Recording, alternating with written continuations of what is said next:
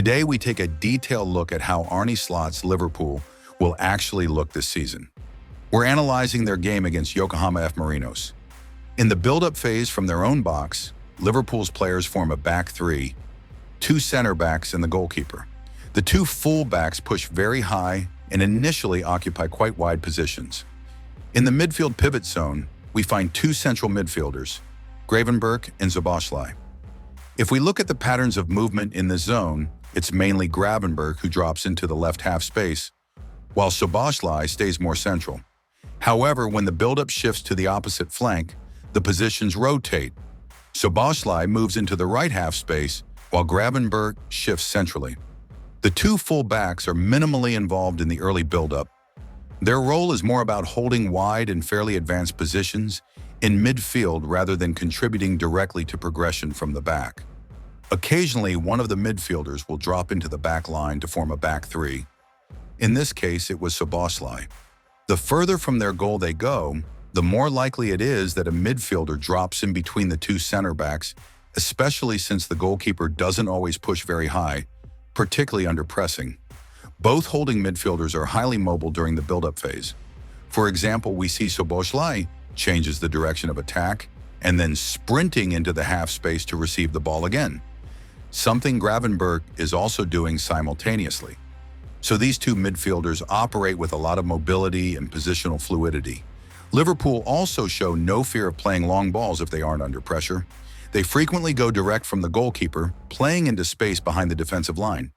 These runs are usually made by the right and left wingers, often Salah and Gakpo in this particular match. In terms of verticality during build-up, Gakpo was extremely active, constantly demanding those runs. Passes were played to him not only by the goalkeeper, but also by Van Dijk and even by Salah in one-touch combinations. He was a very vertical player today and left a great impression. Interestingly, even more often than Szoboszlai, it was Gravenberch who dropped into the back line to form the temporary back three. During positional attacks in the middle or final third, the two full-backs tend to drift inside, leaving the width to the wingers, Salah on the right and Gakpo on the left. The full-backs are positioned more in the half spaces, not hugging the touchline, which is quite telling tactically. To disrupt the pressing structure of the opposition, Wirtz also occasionally dropped into the holding midfield zone.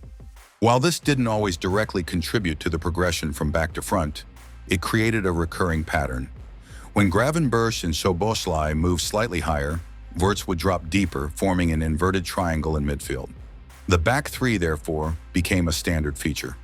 It was formed either by Kerkez and the two center backs, or by one of the midfielders, Szoboszlai or Gravenberch, joining the center backs. The right back never dropped into this line and instead consistently held a high position, either wide or in the half space. Here's another example.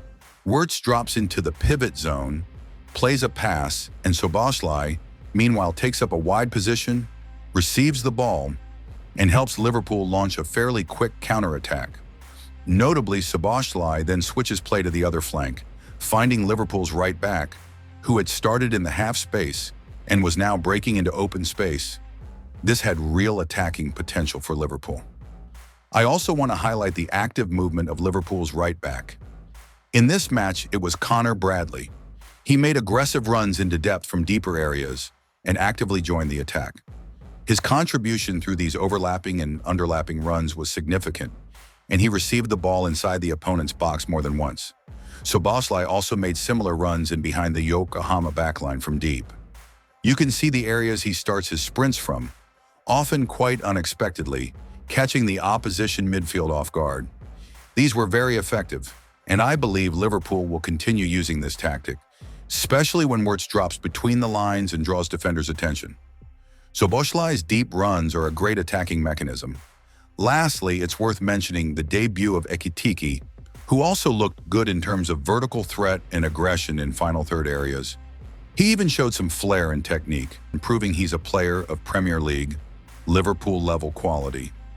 Just look at how beautifully he controls the ball with a back heel flick here. Honestly, that alone is worth a big transfer fee. When it comes to Liverpool's shape and positional attacks, it was a fairly standard setup. Like many top teams, and like Liverpool last season, they used a classic 3-2-5 formation in possession. In attack, the wingers held wide positions, the right full-back and attacking midfielder operated in the half spaces, and the center forward occupied the central zone. Most likely, this pattern will be a staple throughout the upcoming season. The only potential variation, in my opinion, might be the positioning of Salah and the right fullback. Frimpong could also be used in a wider role. All the patterns we saw in this match seem like they'll carry over into the season. Liverpool were relatively intense in their pressing, but I wouldn't say it stood out in this match. Yokohama often simply cleared the ball long from their own box, so there were few pressing triggers available. Generally, the center forward led the press, and Liverpool would shift toward one flank, trying to force the opponent into playing a long ball. One interesting moment I want to highlight: Gravenberch pushed up high, but as soon as he sensed a long ball coming, he began tracking back before the pass was played, positioning himself to win the second ball and help defensively. In defense, one of the midfielders always covered the half space. In this case, Gravenberch was responsible for the right half space. Meanwhile, the other two midfielders stayed deep to cover the second phase of play, particularly late runs into the box. But we can see by just the second minute that this setup failed. A Yokohama player got a shot off from the penalty area after drifting away from Szoboszlai's coverage. Those two midfielders were responsible for that space, but no one intercepted the pass, and the opponent fired a shot from around the penalty spot. That's unacceptable and something that clearly needs work. On corners, Liverpool typically position two players inside the 6-yard box, three tall players near the space between the penalty spot and the edge of the box for potential runs. Three additional players stayed further out to prepare for loose balls or counter-pressing after a clearance. But to be honest, I didn't see any coherent corner routines in this match. Most deliveries were aimed at the near post, but the key aerial targets, Van Dijk and Konate, weren't even making specific runs to attack these crosses. The deliveries lacked focus and precision. Either Wirtz struggled with accuracy, or there were tactical miscommunications. In some cases, Gakpo, or one of the players near the goal line, would move short for a quick option. But overall, the strategy didn't change. Crosses were poor, and Liverpool players rarely won the first contact. These set pieces absolutely need to be revisited. The most effective corner came from a short routine on the right involving Szoboszlai. It created a 2-versus-1 situation on the wing. Wirtz received the pass, drove into the box, and delivered across to Konate. The ball was cleared, but this was the only set piece that actually created danger. That raises questions and highlights the need for improvement. Another strange aspect was Liverpool's throw-in routines. In one situation, we see Van Dijk and Konate both in the opposition penalty area, along with Gakpo, three tall players lining up around the 6-yard box. Four players stood outside the box in the second ball zone, and Salah was positioned closest to the throw-in taker. But then Gravenberch takes the throw, and he throws it 18 meters down the line to Salah, who is one of the shortest players on the team. What's the point? You nullify your height advantage entirely. And this wasn't an isolated incident.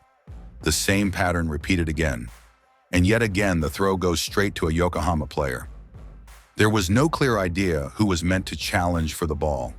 If the tall players aren't reaching the area where the ball is thrown, or if there's no plan to use them at all, the whole structure collapses. These throw-ins looked awful. Liverpool's set pieces this preseason have been very poor, and that absolutely needs fixing. Also, just as I'm recording this video, news has emerged that Liverpool are negotiating personal terms with Alexander Isak. That would be a huge signing for Liverpool.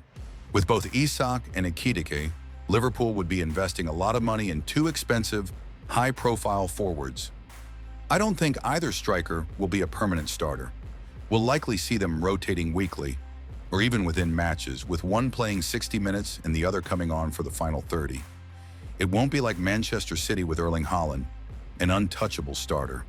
That's my analysis of this match and how I see Liverpool shaping up this season based on this preseason game. Let me know your thoughts in the comments.